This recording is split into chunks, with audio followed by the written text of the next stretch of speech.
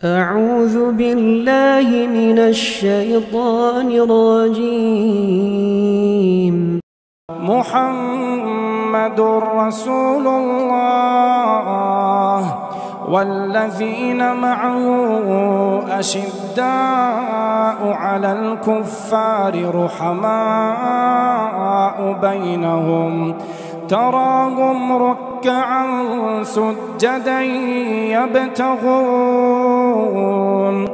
يبتغون فضلا من الله ورضوانا سيماهم في وجوههم من أثر السجود ذلك مثلهم في التوراة ومثلهم في الإنجيل كزرع أخرج شطأه فآزره فاستغلظ فاستوى على سوقه يعجب الزراع ليغيظ بهم الكفار وعد الله الذين آمنوا وعملوا الصالحات منهم مغفرة وأجرا عظيما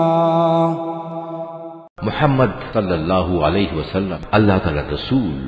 অন্য যেসব লোক তার কাছে আছে তারা নীতির প্রশ্নে কাফেরদের প্রতি অত্যন্ত কঠোর, আবার তারা নিজেদের মধ্যে একান্ত সহানুভূতিশীল।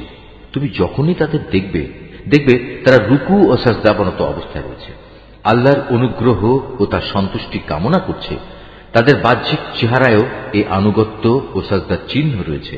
তাদের উদাহরণ যেমন বর্ণিত রয়েছে তাওরাতে, তেমনি তাদের উদাহরণ রয়েছে ইনজিলেও।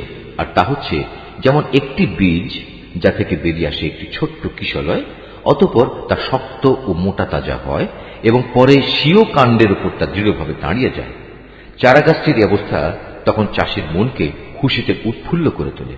এভাবে একটি মোমেন সম্প্রদায়ের পরিশীলনের ঘটনা দ্বারা আল্লাহ তাআলা কাফেরদের মনে হিংসা ও জ্বালা সৃষ্টি করেন। আবার এদের মাঝে যারা আল্লাহ তাআলা ও তার রাসূলের উপর ঈমান আনে এবং নেক আমল করে, আল্লাহ তাআলা তাদের জন্য তার ক্ষমা ও মহা পুরস্কারের প্রতিশ্রুতি দিয়েছেন।